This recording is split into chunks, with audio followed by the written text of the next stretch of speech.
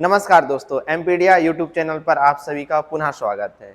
जैसा कि हम लोग जानते हैं कि हम आज हिंदी का अध्ययन कर रहे हैं और हमारे एक यूट्यूब चैनल की एक विशेषता है कि जिस दिन जो दिवस विशेष होता है उसकी चर्चा हम थोड़ा-सा अवश्य कर लेते हैं। तो जो आज की तारीख है 21 मार्च, कौन-सी तारीख है दोस्तों? आज 21 मार्च 21 मार्च है और आज के दिन 2-3 घटनाओं के लिए बहुत अच्छे से याद किया जाता है। जो भूगोल पर अपनी रुचि रखते होंगे उनको विशेष ज्ञान होगा कि आज 21 मार्च के दिन दिन और रात बराबर होते हैं, ठीक। और इस दिन को हम वसंत संताप या क्या कहते हैं समर इक्विनॉक्स के नाम से जानते हैं। तो याद रखिएगा 21 मार्च के दिन क्या होता है, दिन और रात बराबर होते हैं, अर्थात 12 घंटे का दिन भी होता है और 12 घंटे की रात भी होती है।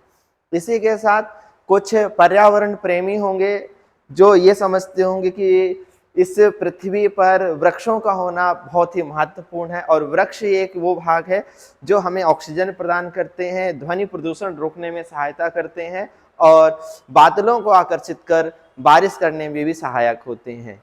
तो उस हेतु आज के दिन 21 मार्च के दिन हम मनाते हैं वर्ल्ड फॉरेस्ट्री डे अर्थात विश्व वानिकी दिवस, ठीक। और एक तीसरी घटना है जो क्रमशः अभी चली रही, पटवारी परीक्षा का आयोजन निरंतर रूप से चल रहा है, ठीक। चलिए दोस्तों, ये तो हुई कुछ आज की बातें। अब आज की क्लास हम प्रारंभ करते हैं और आज की क्लास का हमारा टॉपिक है विशेषण।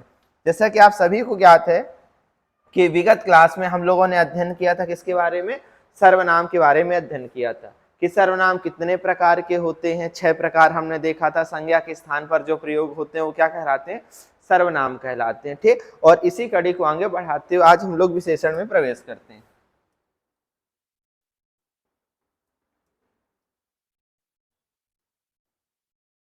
ठीक, जिसे इंग्लिश में कहते हैं एडजेक्टिव। क्या कहते हैं दोस्तों, एडजेक्टिव करते हैं। और जब हम विशेषण में प्रवेश करते हैं तो हमें कुछ शब्दावलियों पर ध्यान रखना होता है। 3-4 शब्दावलियां हैं जो हमें हमेशा याद रखनी होती है विशेषण का अध्ययन करते हुए। पहला तो खुद ये एक विशेषण जो शब्द लिखा है इसका ध्यान रखना पड़ता है। इसके बाद दूसरी जो चीज हमें याद रखनी पड़ती है वो है हमारा विशेष। और तीसरा जो मेन है दोस्तों, जो हमें जिस शब्दावली को याद रखना चाहिए, समझ के रखना चाहिए, वो होता है आपका प्रविशेषण। कितनी बातें हमें याद रखनी है, एक विशेषण क्या होता है, दूसरा विशेष क्या होते हैं, तीसरे प्रविशेषण क्या होते हैं। तो अब तीनों पर चर्चा करते हुए दोस्तों हम प्रारंभ करते हैं किससे, सबसे पहला हम चर्चा करते हैं विशेष के बारे में कि विशेष क्या होता है, ठीक। और एक उदाहरण लेके इन सबको समझने का प्रयास भी करते हैं। तो जब हम सबसे पहले विशेष की बात करते हैं दोस्तों, तो विशेष का मतलब क्या होता है, तो आप हमेशा याद रखेंगे जिस भी वस्तु के हम विशेषता बताएंगे, क्या करेंगे, जिसकी विशेषता बताई जाती है उसे विशेषण कहते हैं, विशेष से कहते हैं। क्या कहते हैं, विशेष। तो इसमें याद रखना है जिसकी, केवल आपको रखना है जिसकी विशेषता, जिसकी विशेषता बताई जाए, ठीक। अब यहाँ पर कुछ यदि इंग्लिश मीडियम से कुछ अध्ययन कर रहे हो तो विशेषता का मतलब होता है दोस्तों क्वालिटी। क्या होती है, उसकी क्वालिटीज क्या क्या है, और जिस भी वस्तु की हम क्वालिटी बताएंगे उसे कहेंगे विशेष। अब जो भी शब्द का प्रयोग के माध्यम से उसकी क्वालिटी वर्णित होने लगे, क्वालिटी का पता चलने लगे, उसकी क्या विशेषताओं का ज्ञान होने लगे, तो उसे कहते हैं विशेषण। तो अगला जो शब्द है, माइनर डिफरेंस है दोस्तों दोनों में, आपको याद रखना है। जब आप विशेषण लिखेंगे तो यहां पर जिसकी आपने याद किया, तो यहां पर आप ध्यान देंगे क्या, जो, बस जिसकी और जो विशेषता बताएं,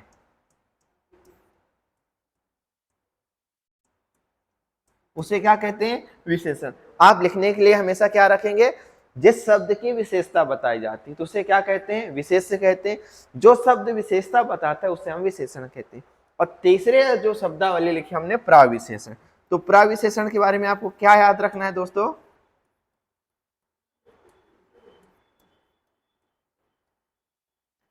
तीसरी शब्दावली हमने प्रविशेषण। अब चूंकि शब्द भी देखिए यहां पर लिखा है प्रा, जब आप प्रा पर गौर करेंगे दोस्तों तब आप पाएंगे कि प्रा का मतलब होता है, प्रा से का मतलब प्रारंभिक, प्रारंभ। प्रा का मतलब क्या होता है, प्रा का मतलब होता है प्रारंभिक या प्रारंभ, ठीक है। तो यहाँ पर विशेषण के जो पहले, प्र का मतलब होता है प्रारंभ, मतलब पहले, और विशेषण तो है ही है, तो विशेषण के जो पहले आते हैं, तो विशेषण के पूर्व आकर विशेषण की विशेषता बताएं। विशेषण की विशेषता बताने वाले,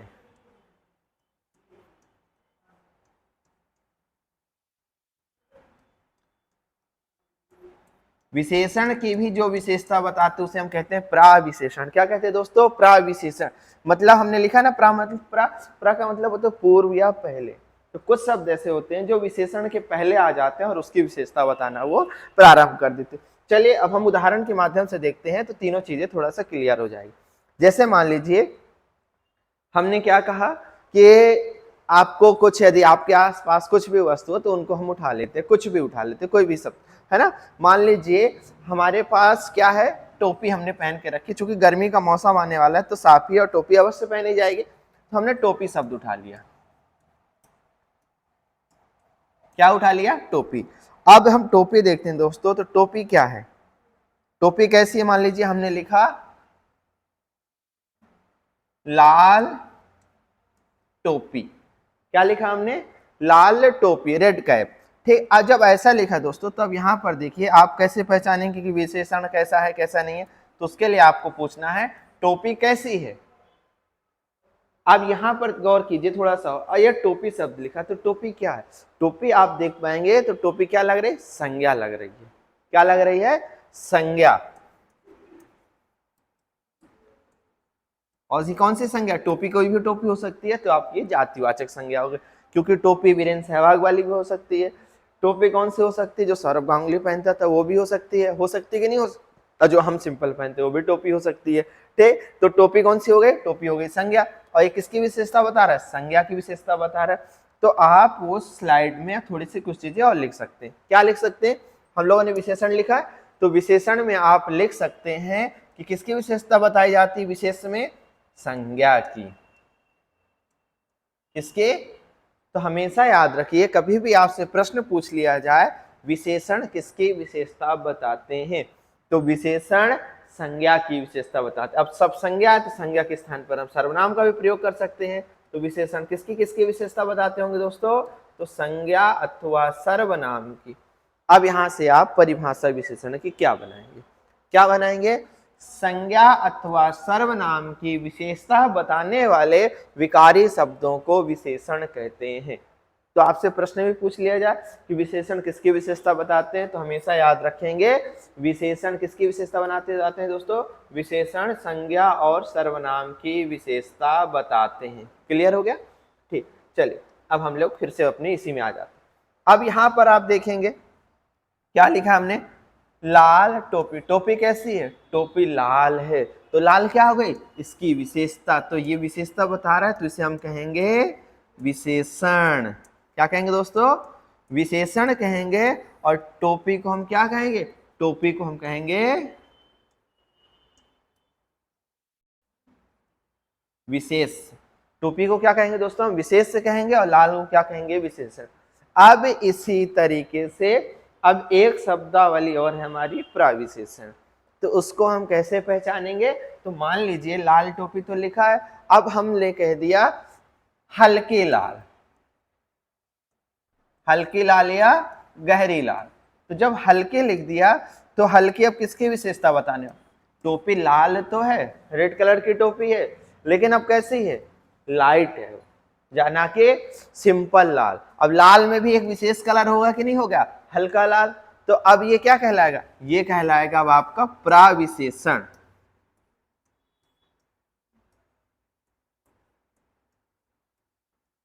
ये होगा आपका प्राविशेषण।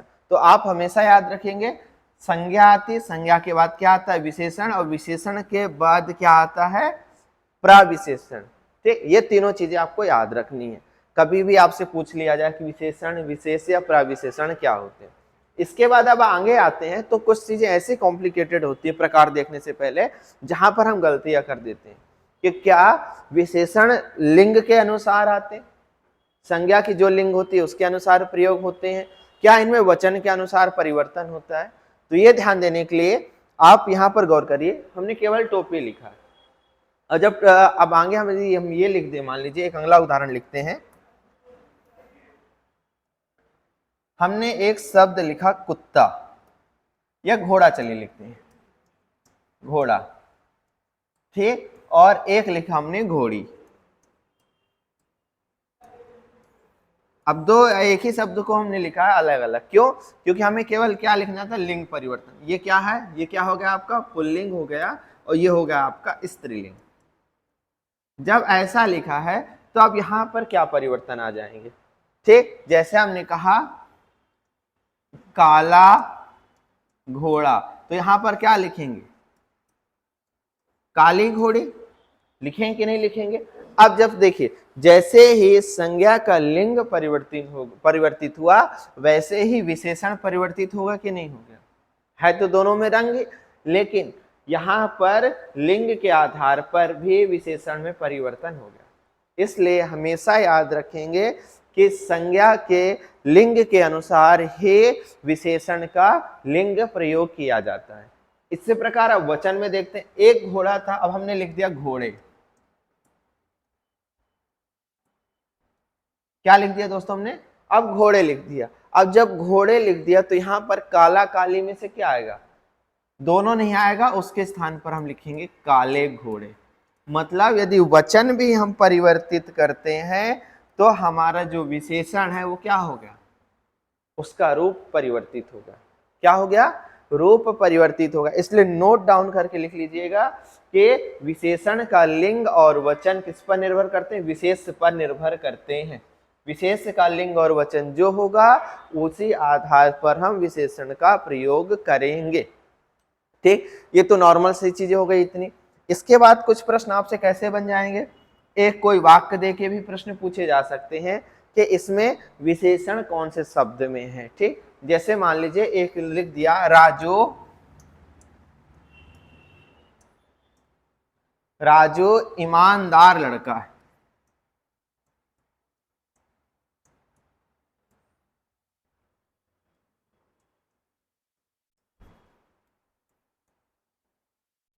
ये पूरा का पूरा वाक्य आपके पास आ गया, एग्जाम में आ गया, राजू ईमानदार लड़का है। ये आ गया प्रश्न। इस वाक्य में किस शब्द में विशेषण है, क्या पूछ लिया गया, इस वाक्य में किस शब्द में विशेषण है? तो अब आपसे विकल्प में ए आ गया राजू। देखिए ए में लिख दिया हमने राजू लिख दिया, बी विकल्प में लिख दिया हमने ईमानदार,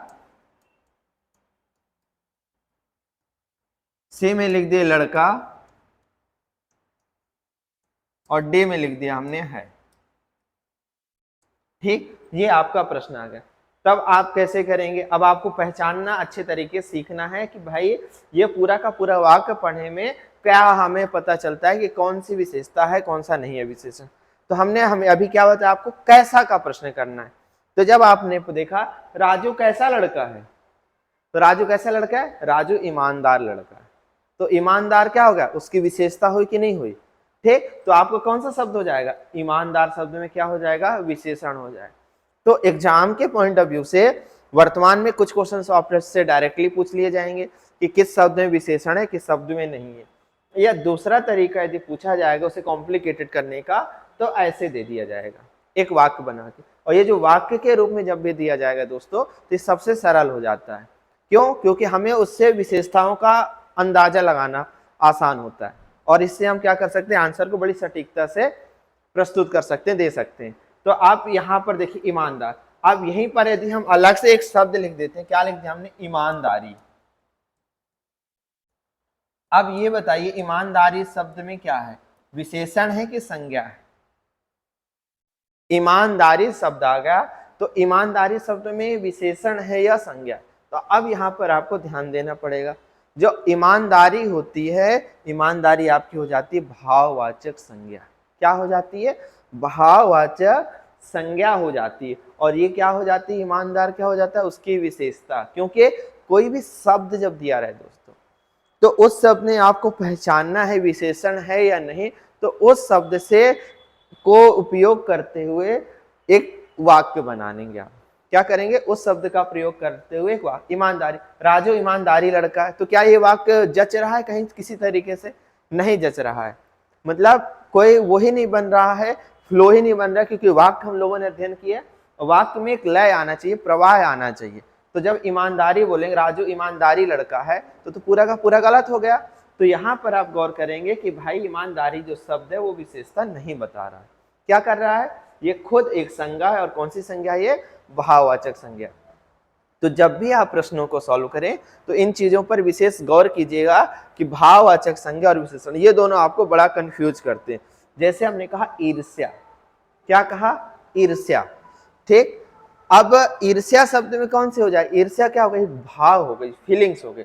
लेकिन जैसे ही हम उसको कर दें ईर्ष्यालु, राजू ईर्ष्यालु है, मतलब उसकी विशेषता क्या हो गई?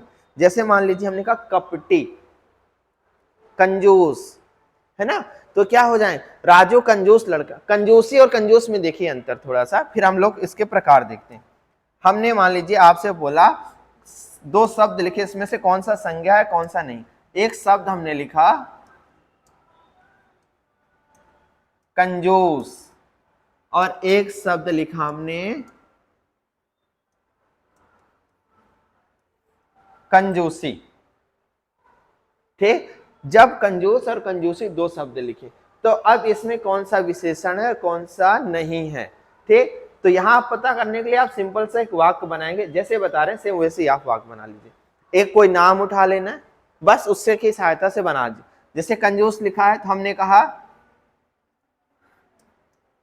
लखन कंजूस है, ठीक। और एक बना ली हमने लखन कंजूसी है।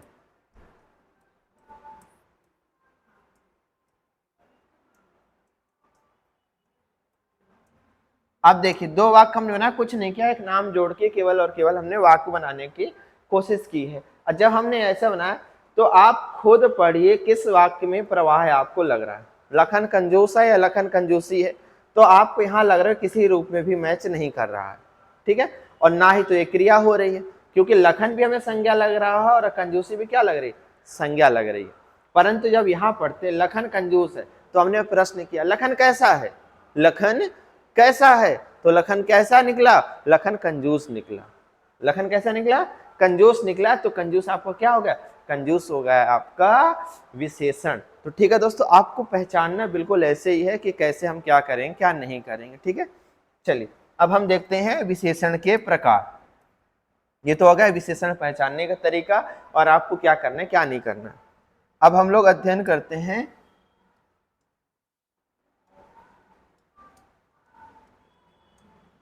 विशेषण के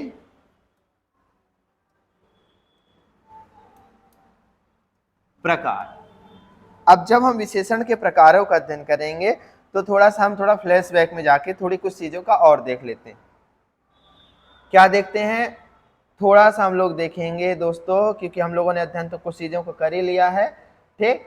तो चलिए उसको देखते हुए, अब जैसे हमने संज्ञा के प्रकार देखे थे, तो संज्ञा के जब हमने प्रकार देखे थे तो उसके कितने प्रकार देखे थे? 5 प्रकार देखे थे। सर्वनाम के देखे तो 6 प्रकार देखे। अब विशेषण के देखेंगे तो 4 प्रकार देखेंगे। कितने प्रकार देखेंगे? 4 प्रकार देखेंगे। तो आपके विशेषण के कितने प्रकार होते हैं आप याद रख लेंगे? विशेषण के सर 4 प्रकार होते हैं। कितने होते हैं? 4। अब हमेशा याद रखिएगा, चूंकि हम एमपी के एग्जाम को फोकस कर रहे हैं तो मध्य प्रदेश के जितनी भी प्रतियोगी परीक्षाएं हैं किस पर निर्भर करती हैं? जो हमें विद्यालय कालीन जीवन से क्या ग्रेजुएशन तक हमें जो कुछ भी पढ़ाया जाता है, ठीक। और चूंकि विद्यालय कालीन जीवन से हम सदैव भी विशेषण के 4 प्रकार पढ़ते आ रहे हैं, इसलिए यहाँ की प्रतियोगी परीक्षाओं में हमें उत्तर 4 ही देना है। परंतु जब आप राजस्थान बोर्ड की परीक्षाओं से संबंधित कोई भी प्रश्न कोई भी प्रतियोगी परीक्षा देते हैं तो आप ध्यान दीजिएगा, वहां पर आप विशेषण के 5 प्रकार बताएंगे। कितने प्रकार बताएंगे? 5 प्रकार बताएंगे। और क्यों बताएंगे ये आगे हम लोग देख रहे हैं, ठीक है। विशेषण के जब प्रकार की चर्चा होती है तो सबसे पहला प्रकार आपका कौन सा हो जाता है, ठीक है। तो क्रम से लिखते चलते हैं।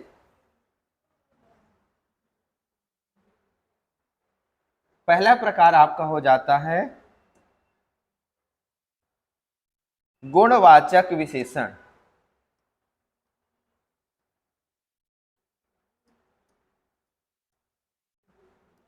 ठीक। दूसरा हो जाता है आपका परिमाण, ठीक, सब में वाचक और बोधक जोड़ना है हमें, ठीक। तीसरा हो जाता है आपका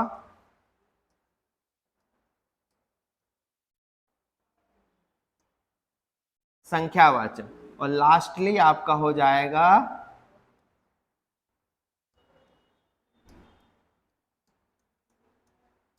सार्वनामिक विशेषण, ठीक। ये आपके होते चार प्रकार, संख्या वाचक विशेषण, ठीक, ये हो गया आपका संख्यावाचक विशेषण, ये हो गया आपके चार प्रकार, ठीक। अब हमने क्या कहा, चार प्रकार कहा, परंतु आप सभी हमने ये भी बोल दिया कि जब हम बाहर जाते हैं, राजस्थान के एग्जाम की ओर रुख करते हैं, तो हमें कितने विशेषण देखने पड़ते, 5। तो ऐसा क्यों होता होगा, तो अब हम बताते हैं। चूंकि जो हम एमपी वाले हैं, तो गुण को हम क्या मानते हैं, सर्वोपरि मानते हैं कि आपके अंदर गुण है तो आप बहुत अच्छे इंसान हैं, किसी भी प्रकार के गुण हो, ठीक। तो गुण में हम बहुत सारी चीजों को जोड़ देते हैं, जैसे किसी भी व्यक्ति को उठाते हैं, उस व्यक्ति से देखिए उस व्यक्ति में क्या क्या गुण हो सकते हैं। कुछ गुण हो सकते हैं रंग से संबंधित, हो सकते हैं कि नहीं हो सकते। जब रंग की आप बात करेंगे तो रंग में क्या हो सकता है, रंग में हो सकता है वो काला हो, बिल्कुल, हो सकता है गोरा हो सकता है क्या हो, रंग और कुछ भी हो सकते हैं, ठीक। जैसे व्यक्ति में इतने हो गए, व्यक्ति में हमने देख लिया सांवला हो सकता है, श्याम वर्ण हो सकता है, तो वस्तुओं में भी ऐसे हो सकते हैं, लाल, हरा, पिंक, येलो, लाइट पिंक, ये आप कहते हैं हमेशा, ये सब चीजें हो सकती है।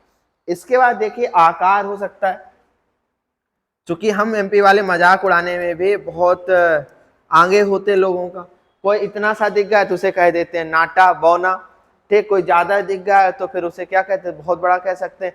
कोई ज्यादा ही मोटा है, छोटे हाथ, उसे क्या कहते हैं, गोलू मोलू कह देते हैं। तो यहाँ देखिए आकार भी आ जाता है हमारे यहाँ, क्या आ गया, आकार आ गया। तो जब आकार आ गया तो आकार कैसे हो गया, चौकोर हो सकता है, गोल हो सकता है, त्रिकोण हो सकता है, और भी आकार हो सकते हैं, वर्ग के आकार का हो सकता है, आयत का आकार हो सकता है, कुछ भी हो सकता है, ठीक। ये हो गया। फिर इसके बाद क्या सकते हैं, मान लीजिए वो बातों करने में अच्छा, पढ़ने में अच्छा, तो कह सकते हैं अच्छा लड़का है, बुरा लड़का, ऐसा कह सकते कि नहीं कह सकते। तो ये क्या हो गया, ये आपके कुछ हो गए अच्छा बुरा, ये गुण, गुण खुद ही लिख दिया हमने, गुण ही लिख दिया, इसे क्या कहते हैं, अच्छा, बुरा, भला, ये हो सकते हैं कि नहीं हो सकते। इसी प्रकार कुछ अवस्थाएं हो सकती हैं, ठीक। इसके अलावा आपका क्या हो सकता है, जब आप बात करते हैं तो स्थान से रिलेटेड भी हो जाता है, क्या हो जाता है। अब यहां पर ये जो स्थान लिखा है दोस्तों, ये आपको अलग करता है हमें और राजस्थान से। क्या करता है, स्थान जो शब्द है, हमारे हिंदी जो मध्य प्रदेश में जो हिंदी पढ़ाई जाती है और जो राजस्थान में हिंदी है पढ़ाई जाती है, उन दोनों के बीच ये सीमा रेखा या विवाद का कार्य करता है, ये डिस्प्यूट पैदा कर देता है। क्योंकि जब हम राजस्थान की बात करते हैं तो वहाँ स्थानवाचक विशेषण एक अलग प्रकार बताया जाता है, परंतु जब हम मध्य प्रदेश की बात करते हैं तो हम गुण में ही किसको जोड़ देते हैं, गुण में ही स्थान को जोड़ देते हैं। तो यहाँ पर आप पाएंगे, जैसे मान लीजिए हमने कहा ना कि आप कहाँ के हैं, विदेश गए थे घूमने, तो हमसे पूछा गया तो हम बता देते हैं कि हम भारतीय हैं। कौन है, हम भारतीय। तो ये क्या होगा, ये स्थान हो गया कि नहीं हो गया। तो इस कारण से इसे अलग रखा गया हमारे यहाँ, और राजस्थान में इसे हमारे यहाँ क्या रखा है, उसी में रखा गया गुण में, और राजस्थान में अलग से रखा गया। तो हमेशा याद रखिए, जैसे हमने महेश्वर गए, महेश्वरी साड़ियाँ, तो महेश्वर क्या स्थान का बोध करा रहा है कि नहीं करा रहा। तो ऐसे शब्द कहलाते हैं स्थानवाचक विशेषण। कभी कभार पूछ भी लिया जाता है, चाइना के लोगों को हम क्या कह देते हैं, चीनी कहते हैं, चाइनीज, ठीक। मद्रास के लोगों को मद्रासी कह देते हैं, बंगाल के लोगों को बंगाली कर देते हैं, अमेरिका के जो लोग होते हैं तो अमेरिकी कह देते हैं। चलिए ये तो लोगों तक बात हो गई, कपड़ों और जूतों तक का हमने नाम स्थान पे रख दिया है। जैसे महिलाओं के सूट को पटियाला कुछ कहते हैं, ऐसे कि पटियाला सूट, तो अब पटियाला क्या हो गया, पटियाला हो गया आपका स्थानवाचक। और जेंट्स के जो शूज होते हैं तो उनके क्या कह देते हैं, कुछ अलग अलग से नाम होते हैं, ठीक। तो वो सब क्या हो गए, वो सब हो गए आपके स्थानवाचक विशेषण। जैसे जोधपुरी, तो जब स्थान में क्या लगा दिया जाए, कोई प्रत्यय जोड़ दिया जाता है।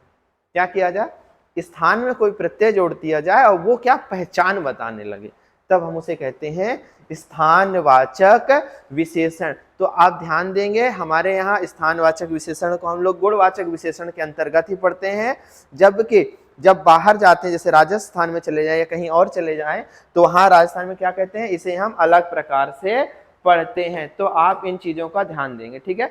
इसके अलावा आपका ऐसा भी हो सकता है, दिशा बोधक विशेषण भी हो सकते हैं, अवस्था बोधक विशेषण हो सकते हैं, जैसे गीला, सूखा, ठीक है, खुशबूदार, ये सब कौन से, ये गुणवाचक। मतलब किसी भी शब्द से यदि आपके उसके कुछ गुण का पता चले, उसकी विशेष क्वालिटी का पता चले, तो आपका क्या कहलाएगा, गुणवाचक। और अधिकांशतः उदाहरण आप जो आम जीवन में प्रयोग करते हैं वो गुणवाचक विशेषण के अंतर्गत आते हैं। जैसे मान लीजिए हम लोग अचानक से किसी गुलशन में चले गए, गुलशन उपवन, उपवन आप कह सकते हैं किसे, जैसे गार्डन में चले गए, वो गार्डन फूलों से गुलजार है, क्या है, फूलों से गुलजार है, तो हम वहां से निकलेंगे तो क्या बोलेंगे, खुशबूदार गार्डन है, खुशबूदार उपवन है। जब खुशबूदार उपवन कहा तो खुशबूदार आपका क्या हो गया, उस उपवन, उस गार्डन की विशेषता हो गई, उस बगीचे की विशेषता क्या हो गई, खुशबूदार, मतलब फ्रेग्रेंस में बहुत अच्छी है, तो उसे वो क्या हो गया, वो आपका गुण हो गया, ठीक है। इसके बाद आता है, और इसमें प्रश्न जो होता है हमेशा याद रखिए कैसा, क्या यदि आपने पूछा कैसा, कैसा या कैसे का प्रश्न यदि आप करते हैं तो यदि आपको आंसर मिलेगा तो आपको गुणवाचक विशेषण का होगा, क्या होगा, गुणवाचक। यदि उसमें विशेषण शब्द है, आपने पहचान लिया किसमें विशेषण है, अब विशेषण में भी पहचानना कि इन चार में से कौन सा है, तो आप कैसा कैसी का प्रश्न कर लीजिए। क्या कर लेंगे, कैसा कैसी का प्रश्न कर लेंगे। जैसे कैसे कपड़े, तो जोधपुरी कपड़े, कैसी साड़ी, महेश्वरी साड़ी, ठीक। कैसा लड़का, अच्छा लड़का, कैसा घर, चौकोर घर, ठीक है। तो ये सब क्या हो जाएंगे, आपके गुणवाचक विशेषण के अंतर्गत आ जाएंगे। अब इसके बाद लिखा हमने परिमाण। अब देखिए परिमाण में आपको क्या ध्यान देना है, विशेषकर अच्छे से ध्यान दीजिएगा। परिमाण, परिमाण का मतलब होता है दोस्तों परिमाण, इस शब्द का मतलब ही हो जाता है आपका नाप तौल। इस शब्द का मतलब क्या हो जाता है, इस शब्द का मतलब हो जाता है दोस्तों नाप तौल। अर्थ हम सीधे लिख रहे हैं, क्या हो गया, नाप तौल। और जब आप नाप तौल की बात करेंगे तो यहां पर आपको हमेशा ध्यान रखना है, ये जो विशेषण शब्द है सदैव किसके पहले आता है, यह प्रयोग किया जाता है अनकाउंटेबल नाउन। हमने लोगों ने संज्ञा पढ़ी थी और संज्ञा के जब प्रकार पढ़ रहे थे तो वहां पर हमने हिंदी में लिखा था गणनीय और अगणनीय संज्ञाएं। क्या लिखा था, गणनीय और अगणनीय। तो परिमाणवाचक जो विशेषण है आपका अगणनीय संज्ञाओं के पूर्व प्रयोग किया जाता है, जिसे इंग्लिश में कहते हैं अनकाउंटेबल नाउन।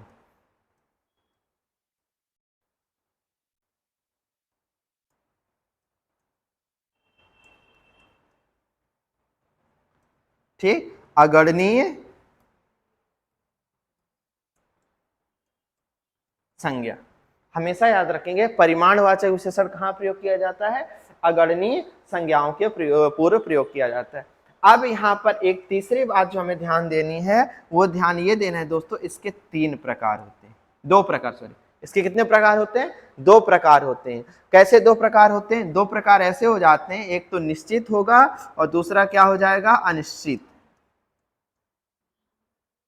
एक हो जाएगा आपका निश्चित परिमाणवाचक और यहीं से आपका दूसरा निकल कर आ जाएगा, वो कहलाएगा आपका, क्या कहलाएगा, अनिश्चित।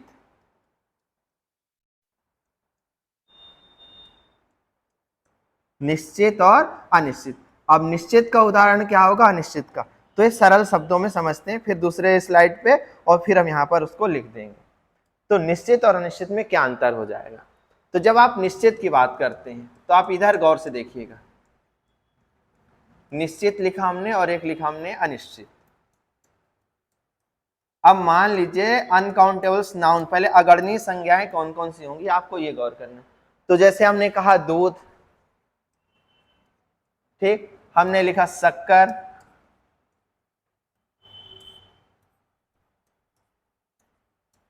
चावल, ठीक है ना, दाल,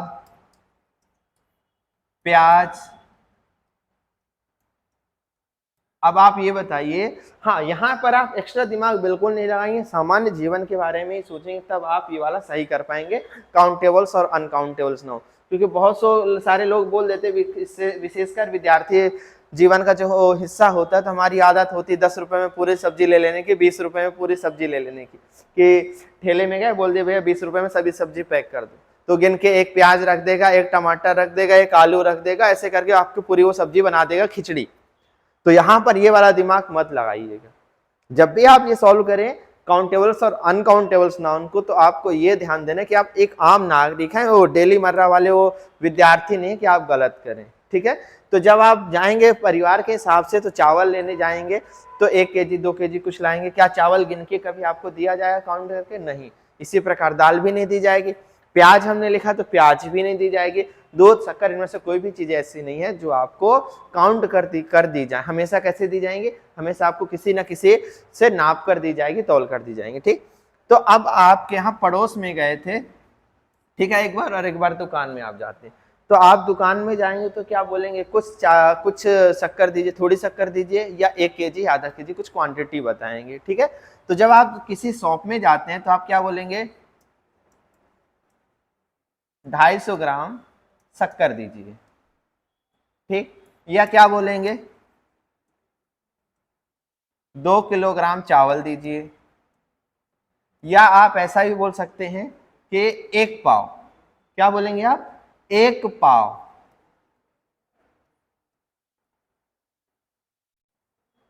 एक पाव आप बोल सकते हैं, 1 पाव आप क्या बोल दीजिए? 1 पाव आपने क्या ले लिया? दाल, ठीक, ऐसा बोल सकते हैं।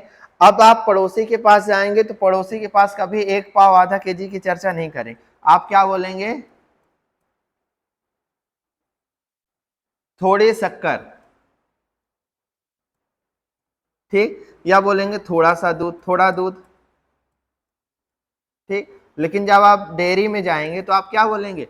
2 लीटर दूध दीजिए, या 1 लीटर दीजिए, या किसी ml दीजिए, ऐसा कुछ बोलेंगे, है ना।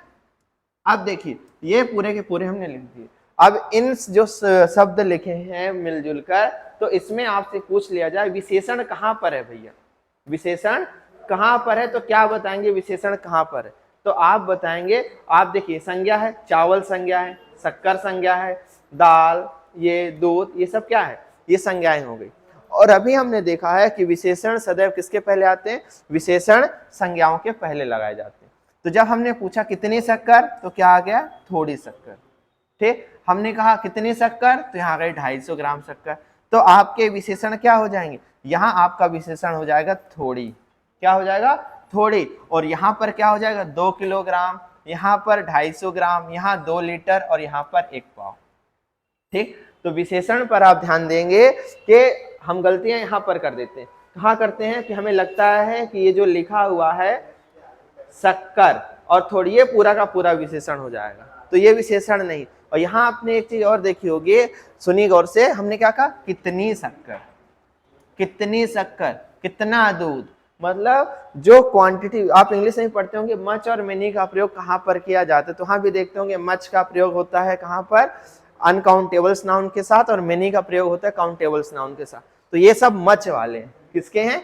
मच वाला प्रयोग है। तो यहाँ पर आप ध्यान रखेंगे कितना और कितनी का प्रश्न करने पर यदि आंसर मिलते हैं, यदि आपने पहचान लिया है कि इसमें विशेषण है, तो अब कौन सा विशेषण है आपको ये पहचानना है, तो आप कितना और कितनी का प्रश्न कर लेंगे तो आपको आंसर मिल जाएगा, ठीक है। और यहाँ पर एक चीज और देखा आपने, 1/4, ये थोड़ी क्या आ गया? इंटीजर नहीं है, ये डेसिमल्स में आ रहे हैं, मतलब अपूर्णा। तो और एक बात याद रखिएगा कि यदि 1/4, 2/3, 4/4, 5/4, 4, है ना, ऐसा कुछ आ जाता है, 4/5, ये हमेशा आपके किसके अंतर्गत आएंगे? ये अपूर्णांक बोधक विशेषण होते हैं। संख्या में अपन डिस्ट्रीब्यूट कर देते हैं, पूर्णांक भी बोल देते हैं, अपूर्णांक भी बोल देते हैं। क्लियर हो गया? चलिए अब हम लोग फिर से आते हैं पुरानी स्लाइड पे। यहाँ पर क्लियर होगा तो निश्चित में हम थोड़ा सा 1-2 उदाहरण आपके लिए लिख दे रहे हैं, ठीक। निश्चित में क्या हो गया? हमने सीधे कहा 4 लीटर दूध, ठीक, 2 केजी किलोग्राम चावल, ठीक है। और यहां हमने अनिश्चित में क्या लिख दिया?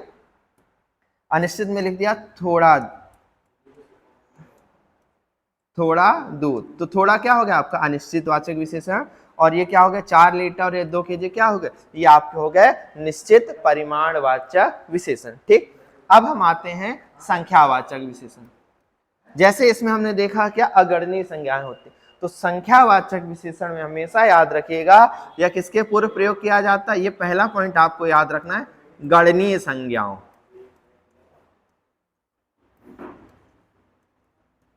गणनीय संज्ञा मतलब जिसे आप कह सकते हैं काउंटेबल्स नाउन।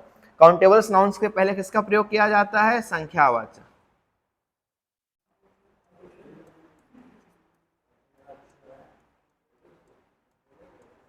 ठीक, यहां पर आप बस इतना याद रखिए, काउंटेबल्स नाउन के पूर्व हम किस प्रकार का विशेषण प्रयोग करते हैं, तो संख्यावाचक विशेषण का प्रयोग करते हैं। अब जैसे ये 2 प्रकार का था, तो इसके सेम इसके भी हम 2 प्रकार का अध्ययन करते हैं। कितने प्रकार होते हैं इसके, 2 प्रकार होते हैं। एक होता है आपका निश्चित, ठीक, और दूसरा हो जाता है आपका अनिश्चित। ठीक, सेम ऐसे ही होता है। निश्चित में क्या हो गया, जैसे मान लीजिए 4 टॉफियां बोली, 5 पेन बोल दिए, तो पेन को हम काउंट कर सकते हैं, काउंट कर सकते हैं कि नहीं, टाफियां होती है काउंट कर सकते हैं कि नहीं कर सकते, तो हो जाएगा आपका निश्चित संख्यावाचक विशेषण। 1 दर्जन केले हमने बोले, तो केले काउंट किए ना हमने, 1 दर्जन इक्वल टू 12 होता है कि नहीं होता है, तो वहां पर भी आपको कौन सा हो जाएगा, निश्चित संख्यावाचक विशेषण। हमने कहा कुछ टाफियां कुछ केले, तो हो जाएगा आपका अनिश्चित संख्यावाचक विशेषण। यहां भी आप याद रखेंगे पूर्णांक और अपूर्णांक दोनों हो सकते हैं। ठीक, हाँ, ये कभी भी आपसे पूछ लिया जाए कि 1/4, 3/4, 2/3 ये किस प्रकार की विशेषण है, तो आपका आंसर क्या रहेगा, ये संख्यावाचक विशेषण है। क्लियर। अब आखिरी है आपका सार्वनामिक विशेषण। ठीक, अब सार्वनामिक विशेषण के बारे में आपको अध्ययन करना है, तो अब गौर से आप ध्यान दीजिएगा। अब थोड़ा सा फिर से हम अगली स्लाइड में चर्चा करते हैं, फिर यहां पर मेंशन करते हैं। अब देखिए सार्वनामिक विशेषण के पढ़ने से पहले हम थोड़ा सा सर्वनाम हम लोगों ने देखा था। ठीक, जब सर्वनाम हम लोगों ने देखा था, सर्वनाम के 6 प्रकार का अध्ययन किया था, उसमें से यहां हम 2 प्रकार लिख रहे हैं। एक होता है आपका पुरुषवाचक सर्वनाम और एक होता है निजवाचक। एक पुरुषवाचक होता है और एक निजवाचक होता है। ठीक है, इन दोनों सर्वनामों को छोड़कर, कौन कौन से, इन दोनों सर्वनामों को छोड़कर जब कोई भी सर्वनाम किसके पहले आता है, कोई भी सर्वनाम संज्ञा से पूर्व प्रयोग किया जाता है, तब वह सार्वनामिक विशेषण कहलाता है। अब पुरुषवाचक में देखिए बेसिकली कौन कौन सा अध्ययन किया था हमने, मैं, तू, इन और हम। ठीक है, इसमें भी एक हम छोड़ देते हैं, कौन सा छोड़ देते हैं, अन्य पुरुष को छोड़ देते हैं। और निजवाचक में स्वयं, स्वतः, खुद, इन चीजों को हम लोगों ने देखा था। क्लियर। तो यहां पर हमेशा याद रखेंगे सार्वनामिक विशेषण की विशेषता क्या है, सार्वनामिक विशेषण, उसमें पहला पॉइंट तो आप ये ध्यान देंगे कि पुरुषवाचक और निजवाचक सर्वनाम कभी भी सार्वनामिक विशेषण के अंतर्गत नहीं आते। और मैथमेटिकल स्वरूप में लिख लेते हैं, तो सार्वनामिक विशेषण इज इक्वल टू होता है सर्वनाम प्लस संज्ञा। जब भी सर्वनाम का प्रयोग संज्ञा के पूर्व किया जाता है, तब वह कहलाता है आपका सार्वनामिक विशेषण। क्या होता है दोस्तों, जब भी सर्वनाम का प्रयोग आप संज्ञा के पूर्व करेंगे, तब आप उसे कहेंगे सार्वनामिक विशेषण। अब एक सरल सा उदाहरण लिख रहे हैं जिससे आपके डाउट्स क्लियर हो। जैसे मान लीजिए हमने लिखा दोस्तों, क्या लिखा, उदाहरण लिखते हैं, यह घर मेरा है। ठीक है, एक ये लिखा हमने, दूसरा लिखा यह मेरा घर है। देखिए आप आम व्यक्ति के रूप में देखेंगे तो आपको क्या लगेगा, दोनों तो सेम ही है, यह घर मेरा है और या यह मेरा घर है, दोनों बात तो एक ही हो रही। परंतु जब आप इस पर इसके छिपे गूढ़ रहस्य को देखेंगे, तो जब आप पाएंगे व्याकरण पर ध्यान जाएगा, तो आप गौर करेंगे तो क्या होगा। देखिए यहाँ पर यह जो शब्द है, यह शब्द पे तो क्या है, सर्वनाम है, यह यहाँ पर भी सर्वनाम है, परंतु यह कि घर क्या है, क्या लिखा हमने, घर। ये घर क्या निकल कर आया, ये निकल कर आया आपका संज्ञा। यहां पर मेरा क्या निकल कर आया, ये मेरा निकल कर आया सर्वनाम। क्या निकल कर आया, सर्वनाम। तो अब आपसे पूछ लिया जाए इसमें किस कौन शब्द में विशेषण है, तो यह शब्द में कौन सा हो जाएगा, यह हो जाएगा आपका सार्वनामिक विशेषण। क्यों, क्योंकि यहां सर्वनाम के पश्चात ये संज्ञा आ रही है। ठीक है, क्या आ रही है, सर्वनाम के पश्चात यहाँ संज्ञा आ रही है, इस कारण से दोस्तों यहाँ पर क्या हो जाएगा, सार्वनामिक विशेषण। परंतु जब आप यहाँ जाएंगे तो यह के बाद क्या आ रहा है, यह के बाद सर्वनाम आ रहा है, तो यहाँ पर यह क्या कहलाएगा, यह कहलाया आपका निश्चयवाचक सर्वनाम। क्लियर हो गया। अब यहाँ पर आप डाउट में हो सकते हैं कि भैया मैं मेरा के बाद भी तो संज्ञा आ रहा है ना, तो फिर मेरा क्यों नहीं, क्यों मेरा, तो यहां पर हमें ध्यान देना है, यहां पर क्या लिखा हमने, पुरुषवाचक और निजवाचक सर्वनाम को छोड़कर। तो आप देखिए यह मेरा, मेरा क्या होगा, मेरा होता है वक्ता जो खुद के लिए प्रयोग करता है, और खुद के लिए प्रयोग करता है तो कहलाता है पुरुषवाचक सर्वनाम के अंतर्गत। क्या हो जाता है, पुरुषवाचक सर्वनाम के अंतर्गत। इसलिए ये जो मेरा है, मेरा क्या इसके अंतर्गत नहीं आएगा, मेरा किस में आएगा, सिंपल सर्वनाम के अंतर्गत आएगा। ठीक है, इस प्रकार से आपका ये सार्वनामिक विशेषण समाप्त होता है। ठीक, इसका एक अन्य नाम और है जो आप लिख लीजिए। अन्य नाम क्या लिखेंगे आप, इसका अन्य नाम लिख लीजिए सांकेतिक विशेषण। इसे क्या नाम दिया जाता है, इसे नाम दिया जाता है सांकेतिक विशेषण नाम दिया जाता है। क्या दिया जाता है, सांकेतिक विशेषण नाम दिया जाता है। ठीक है, इस प्रकार से आपका ये विशेषण का टॉपिक यहाँ पर समाप्त होता है। कुछ शब्द आपसे पूछ ले जाएंगे कि समाज है, समाज का विशेषण क्या होगा, तो इसका क्या हो जाएगा, सामाजिक हो जाएगा। ठीक, कुछ शब्द हम लिख रहे हैं जिसके विशेषण आप ध्यान रखिएगा। जैसे मान लीजिए क्या आ गया, समाज, तो समाज का विशेषण क्या बनेगा, समाज का विशेषण बनेगा सामाजिक। और एक बात और याद रखिएगा, जब भी किसी शब्द में एक दिखे, लास्ट में एक प्रत्यय जुड़ जाए, तो हमेशा याद रखिएगा पहला वाला जो वर्ड अक्षर होता है वो हमेशा दीर्घ हो जाता है। पशु का पूछ लिया जाए तो पशु का क्या हो जाएगा आपका, पशु का बन जाएगा पार्श्विक।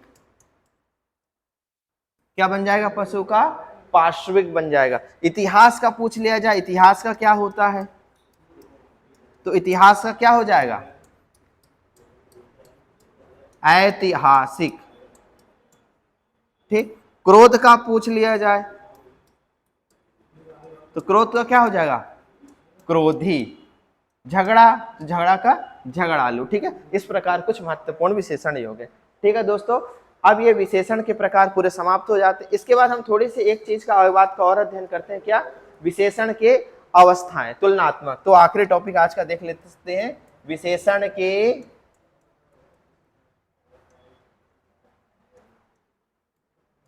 तुलनात्मक अवस्थाएं।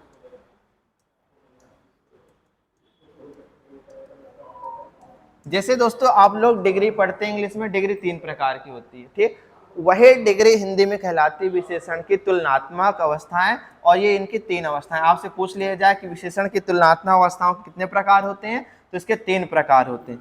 पहला होता है आपका मूलावस्था। ठीक, दूसरी आपकी होती है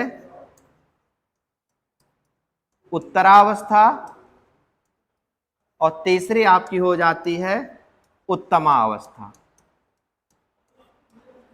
ठीक, तो कभी आपसे पूछ लिया जाए विशेषण के तुलनात्मक अवस्थाएं कितनी होती हैं, तो विशेषण की तुलनात्मक अवस्थाएं 3 प्रकार की होती हैं, मूलावस्था, उत्तरावस्था और उत्तमावस्था। तो जैसे हमने कहा मैं अच्छा हूं, फिर दूसरे में हमने कहा मैं तुमसे अच्छा हूं, और मैं सबसे अच्छा हूं। जैसे कहते हैं ना गुड, बेटर, बेस्ट, ये होता है गुड, ये होता है बेटर, ये होता है बेस्ट। क्लियर। तो जब किसी के मध्य तुलना नहीं होती है तो कहलाता है मूलावस्था, मतलब तुलना नहीं। ठीक है, यहां पर आप ध्यान देंगे, दो के मध्य तुलना, दो के मध्य तुलना, यहां पर क्या हो जाता है, सबसे। ठीक, और इसका जो प्रश्न पूछा गया लघु का उत्तम अवस्था क्या हो जाएगी, तो जैसे इसमें क्या, इसमें केवल लघु हो गया, तो यहां हो जाएगा आपका लघुत्तर, और यहां हो गया आपका लघुत्तम। क्लियर। यहाँ पर आप ध्यान दीजिए क्रम से कि यहाँ पर हम कुछ भी प्रत्यय नहीं जोड़ते।